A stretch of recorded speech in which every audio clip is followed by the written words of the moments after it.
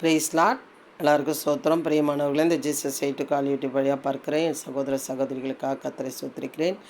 இந்நாளிலே கலாத்தியர் 6ஆம் அதிகாரத்தில் தான் நம்ம பார்க்குறோம். மன்னித்துக்குள்ள 5ஆம் அதிகாரத்தை பார்க்குறோம். இந்த 5ஆம் அதிகாரத்தில் பவுல் பேசுகிறார் ஜனங்களிடத்தில்.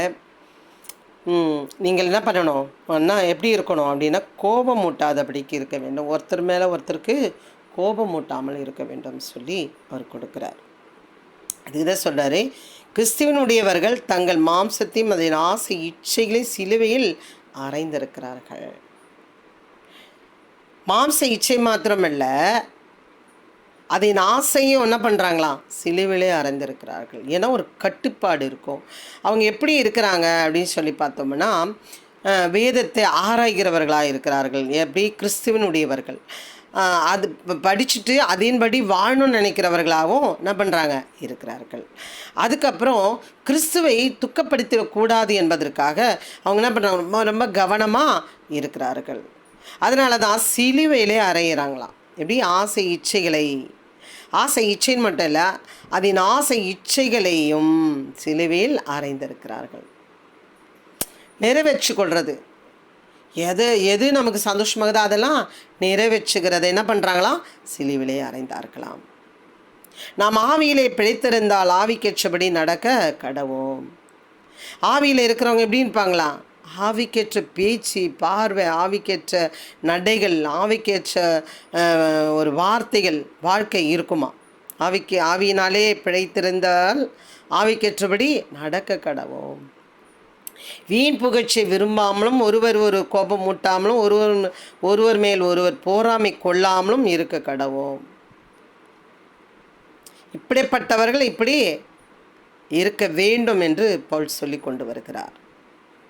பிரியமானவர்களே, பாருங்க, ஈசாக்கு ரெபேக்காளுக்கு 2 பிள்ளைகள் பிறக்கிறாங்க. ஈசாக்குக்கு 2 பிள்ளைகள் பிறக்கிறாங்க, ஏசா, யாக்கோபு ஒரு பேர் வாங்குகிறார், கூடாரவாசியும் குணசாலியுமாக இருக்கிறான்னு சொல்லி.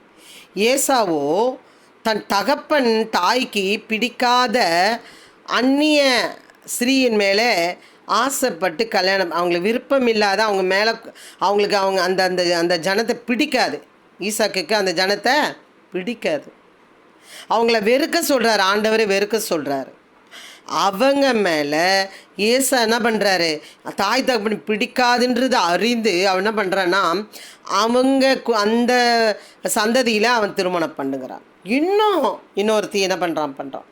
அப்போது கணவன் மனைவி பேசிக்கொள்ளுகிறாங்க. என்ன பேசுகிறாங்கன்னு பார்த்தீங்கன்னா, நம்ம பிள்ளையை பெற்றது நமக்கு விசனமாக இருக்குது. இந்த இந்த இந்த நம்ம பிள்ளை, நம்ம ஜாதியில் இவ்வளோ பேர் இருந்தோம், நம்ம வம்சத்தில் இவ்வளோ பேர் இருந்தோம், நமக்கு பிடிக்காதுன்னு இந்த பிள்ளை செய்தது எனக்கு எப்படி இருக்குது, இந்த ஜீவன் இருக்கிறதே எனக்கு பிடிக்கல, ஜீவன் எனக்கு கசப்பாக இருக்குதுன்னு சொல்லி தாயும் தகப்பனும் பேசுகிறார்கள். இது ஒரு குடும்பத்தில் தான் நடக்குதா அப்படின்னு பார்த்தீங்கன்னா, இது இதில் நடக்கிறது, கட்சியில் நடக்கிறது, ஊழியத்தில் நடக்கிறது, சபைகளில் நடக்கிறது. பிரியமானவர்களே, இன்றைக்கு நான் ஒரு நியூஸ் பார்த்தேன். ஒரு கட்சியிலேருந்து அப்படி 7 பேருங்க, ஒரு கட்சியிலேருந்து இன்னொரு கட்சிக்கு என்ன பண்ணுறாங்க, அப்படியே பகிரங்கமாக போகிறாங்க. அப்போ அந்த கட்சியில் இருக்கிறவங்க சொல்கிறாங்க, நாங்கள் ஏன் இதை செய்தீங்க, நாங்கள் ஒன்று கேட்க போய் அவங்க என்ன பண்ணிட்டாங்க, இதுலேருந்து போயிட்டாங்கன்னு சொல்லி. கேள்வி கேட்கக்கூடாத காலத்திலே இருக்கிறோம். தாய் பிள்ளைகளிடத்துல கேள்வி கேட்க முடியல.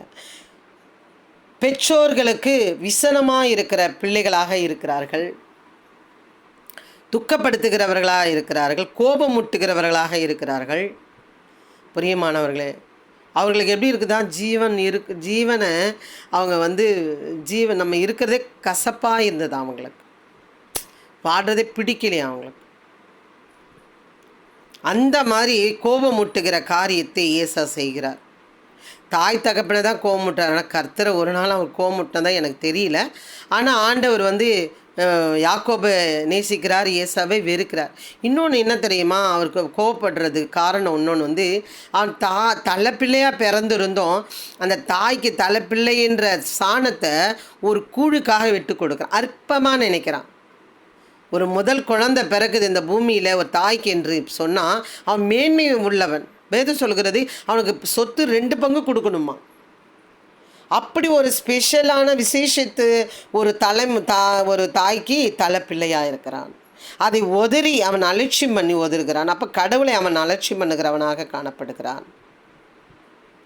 அதுக்கு தான் ஆண்டவர் சொல்கிறார் புதிய ஏற்பாட்டில், ஏசாயை போல ஒரு கூழுக்காக சீர்கட்டவன், அவனோட சேஷ்டபுத்திர பாகத்தை விட்டு கொடுத்தவன் போல சீர்கட்டவனாக ஒருவனும் இல்லைன்னு சொல்லி வேதம் சொல்லுகிறது. அப்போது கோபம் ஊட்டுகிற காரியம் குடும்பங்களிலே, கட்சிகளிலே, வீடுகளிலே, சகோதரன் மத்தியிலே, ஊழியத்தில், சபைகளிலே நடக்கிறது. பச்சையாக ஒரு கட்சியிலேருந்து ஒரு கட்சிக்கு போகிறது போல் இப்படி விசுவாசிக்குள்ளே நடக்கிறது. இப்போது எனக்கு ஒருத்தர் ஃப்ரெண்டு இருக்காங்க, அவங்களுக்கு இதை செஞ்சால் கோவம் வரும், இதை சொன்னால் கோவம் வரும், இதை நான் அவங்களோட பேசினா கோவம் வரும்னு எனக்கு தெரிஞ்சிச்சுன்னா நான் என்ன பண்ணக்கூடாது, பேசக்கூடாது. அவர்கள் யார் என்றால் கிறிஸ்துவினுடையவர்கள்.